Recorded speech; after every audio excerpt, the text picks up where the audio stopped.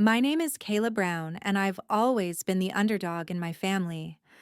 On my way home from the eco-processing plant shift in Conroe near Houston, my hands still sore from sorting recyclables on the conveyor belt all day, I spot my aunt's car pulling up beside me. She rolls down the window, her face twisted in that familiar sneer. "Look at the failure handling trash all day," she shouts, laughing as she drives off. I clench my jaw, saying nothing, just keep walking to my truck. The words sting, but I push them down, focusing on the drive to my parents' house in the Woodlands for Mom's birthday party. I adjust my outfit in the rearview mirror, simple jeans and a blouse to hide the exhaustion, not a hair out of place. My armor against what's coming. Little did I know the real humiliation was waiting at the party where my mom would scream in my face, "Failure. Even in your dreams, you'll never have a house like your sister." Nen? And my sister would laugh and sneer. How could a factory worker ever afford a home like that? 2 days later, when they came to tour the house my sister wanted, I was already standing at the door waiting to welcome them in.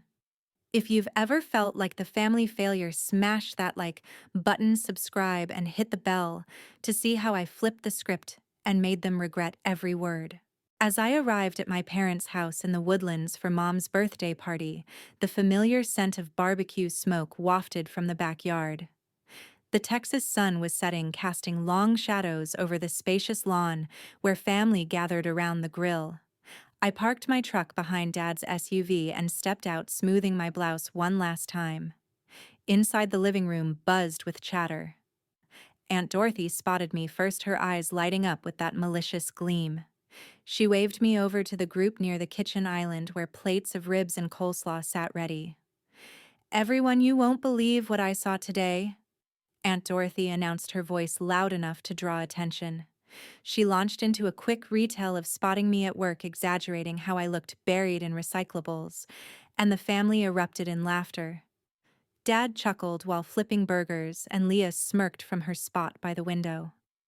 Mom shook her head, joining in with a pitying sigh. I stood there, face neutral, letting the mockery wash over me like always. We moved to the patio table, Dad at the head, carving the meat with pride. "Barbecue's ready," he said, serving Leah the choicest piece. She accepted it, gracefully dressed in her designer blouse that screamed success. "Thanks, Dad. Work's been crazy, closed another big deal this week." Mom beamed. "That's our girl, always on top." Leah leaned back, fork in hand. "And get this, I'm eyeing a house in the prime section here. 4.8 million. Modern ranch-style pool, the works. Viewing tomorrow." The table went quiet for a beat when I mentioned casually that I'd been thinking about real estate too. Then the laughs started.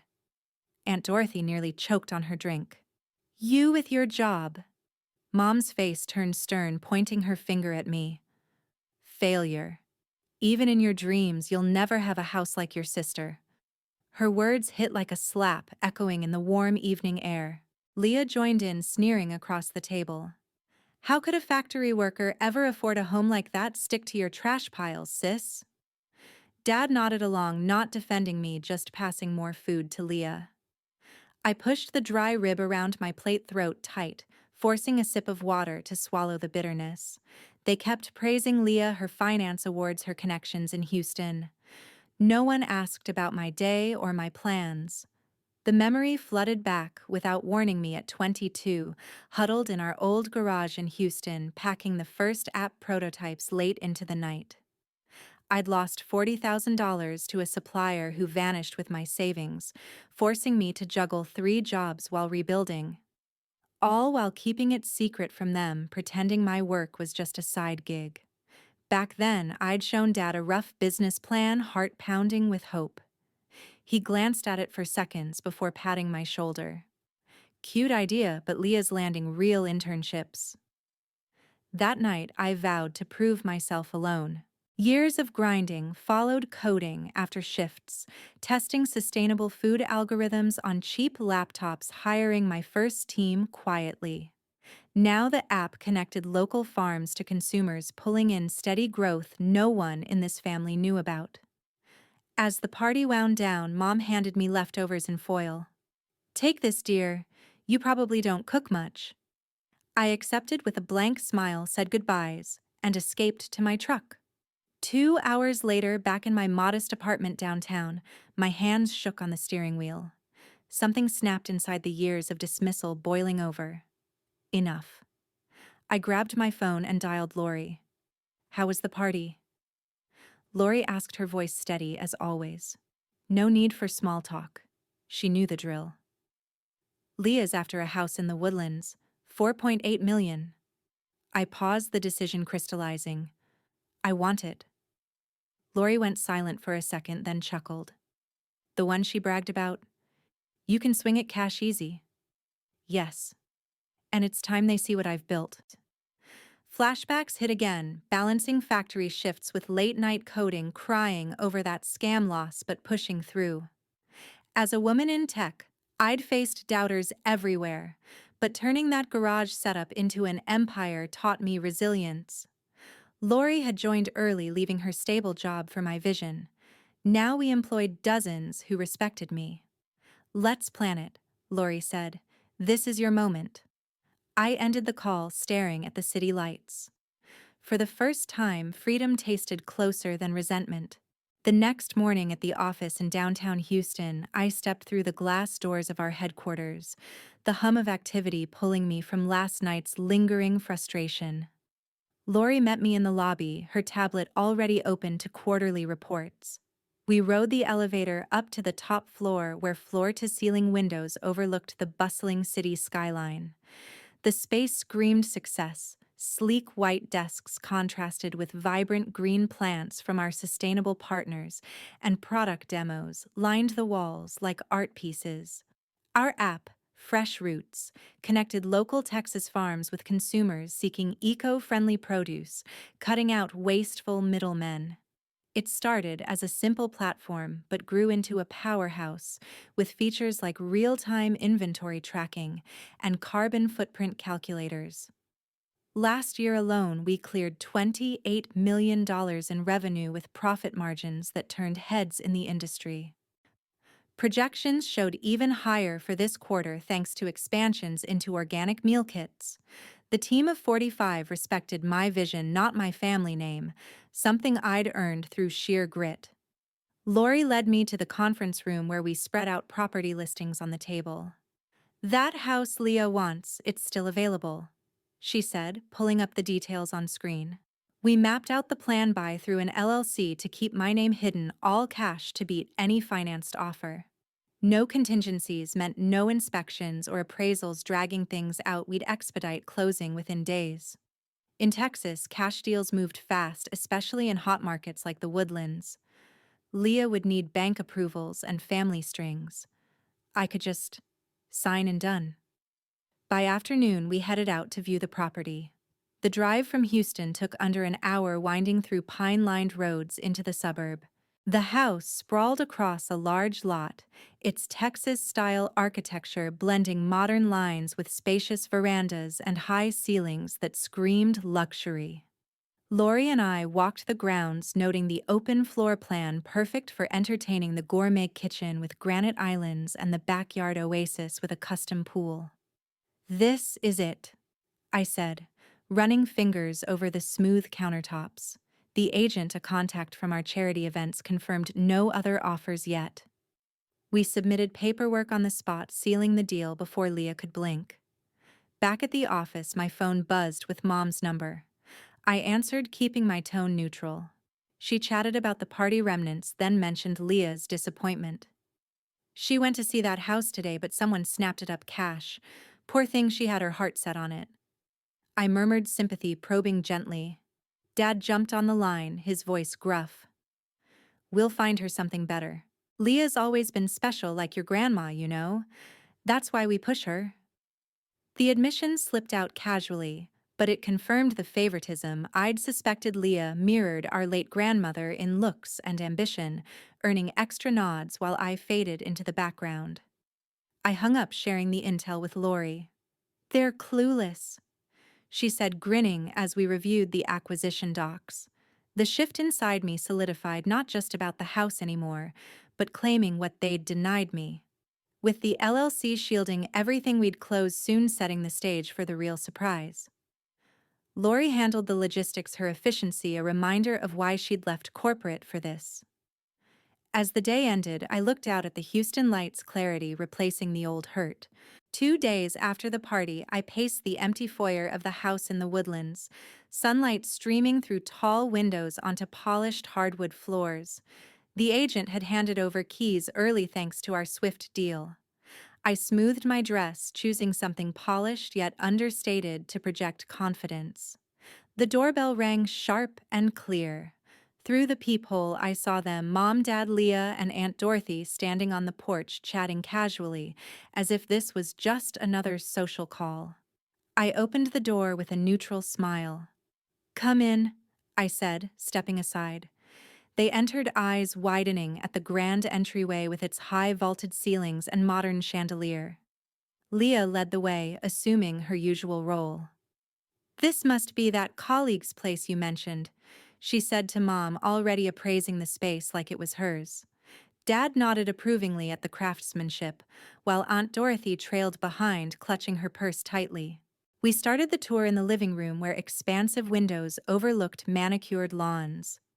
"Nice, open concept," Dad commented, running a hand along the built-in shelves. I nodded, guiding them without comment, letting them admire the neutral tones and custom lighting. Leah touched the leather sectional. "Perfect for hosting, exactly what I envisioned for my new home." Her voice carried that entitled edge, assuming ownership already. Moving to the kitchen, I pointed out the features quietly. The double ovens, walk-in pantry, and island big enough for family gatherings they never invited me to lead. Mom exclaimed over the appliances. "So modern." "Leah, this would suit your style." Aunt Dorothy snorted. "Too fancy for some people, though." The dig landed, but I kept my expression blank, inner strength holding firm after years of their barbs. Upstairs, we entered the master suite, sunlight highlighting the king bed frame and spa-like bathroom with dual vanities. Leah's excitement grew. "This east wing view's stunning. I could wake up to that every day." Dad clapped her shoulder. "We'll make sure you do, kiddo." I felt the familiar twist in my gut but pushed it down, focusing on the moment's power. In the home office with its built-in desk and bookshelves, Mom paused. "Such potential for work-from-home setups." Leah agreed, imagining her finance calls there. Aunt Dorothy lingered by a window, then turned to me sharply. "Why are you so quiet? Acting like you own the place or something?" Her laugh was forced, but it pricked. We descended the staircase, their praise echoing. Back in the foyer, Leah summed it up. "This is my dream, 4.8 million well spent."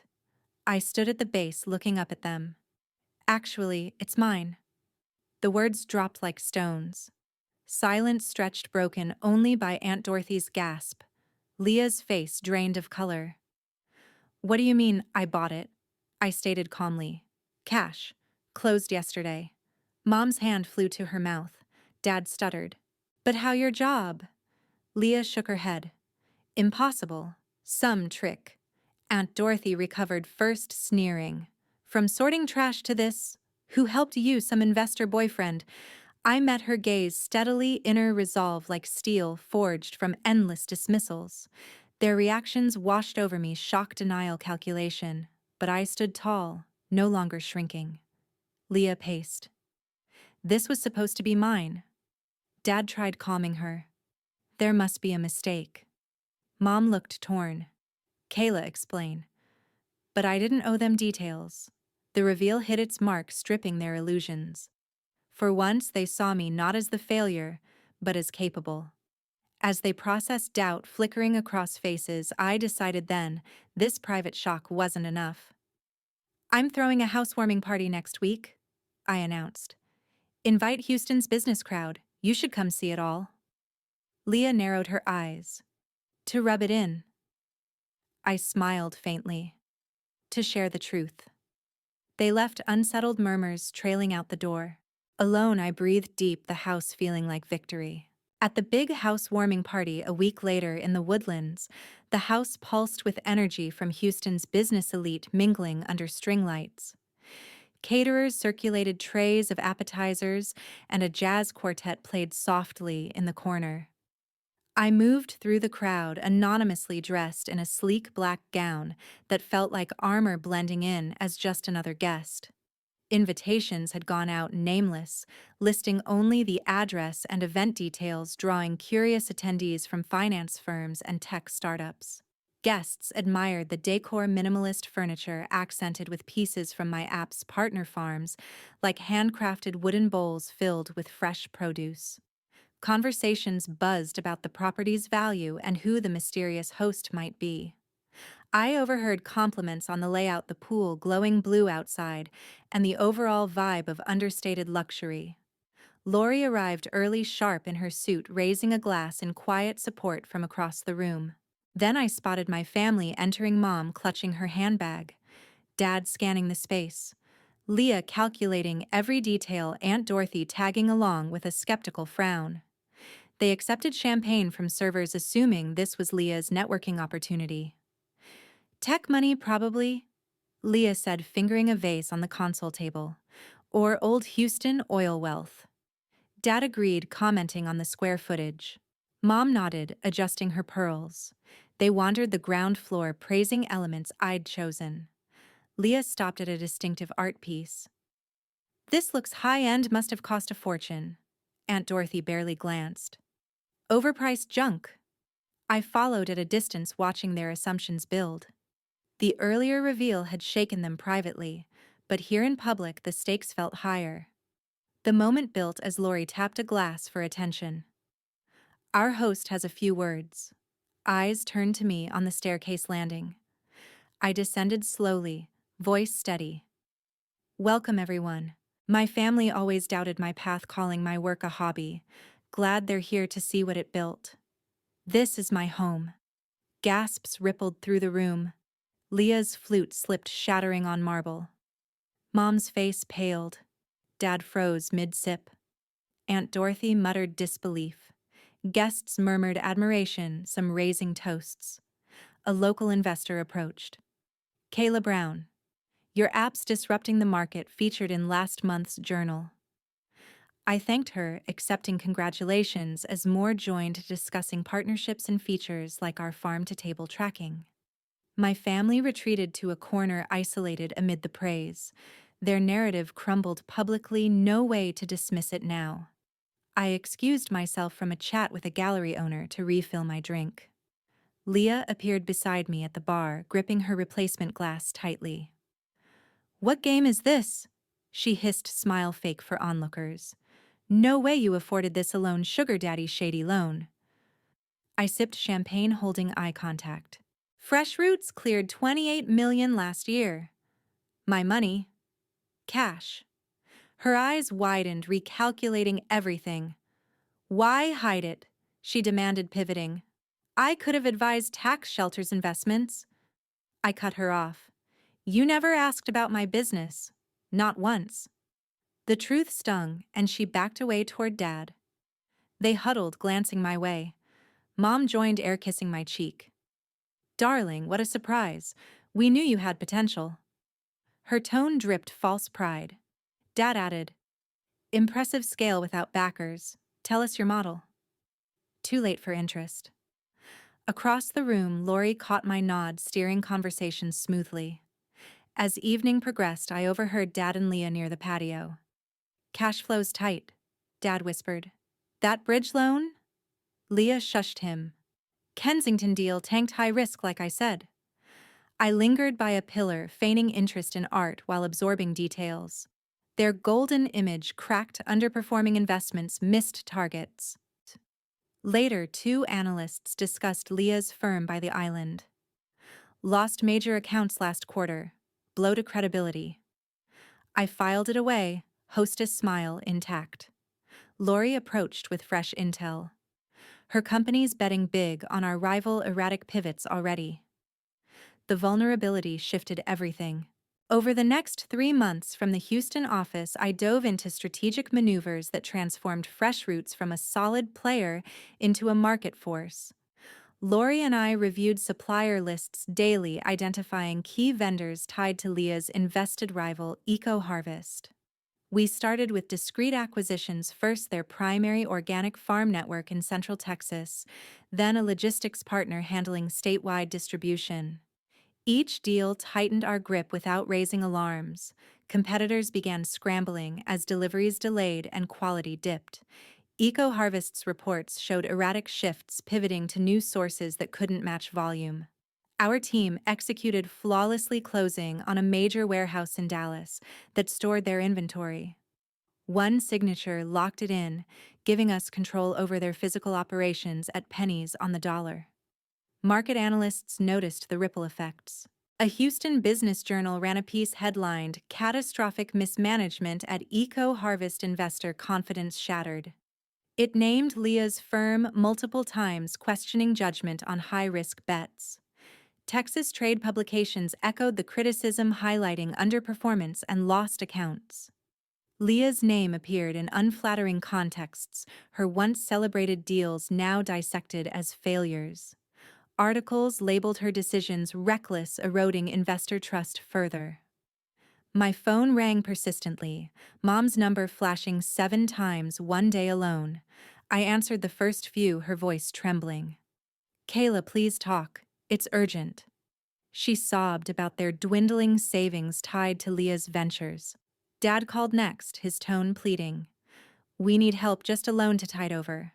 I responded coldly, "Not interested," and hung up. Aunt Dorothy tried once, her mockery gone, replaced by desperation. "Family sticks together." I cut her off mid-sentence. Tension built as I balanced these calls with business growth.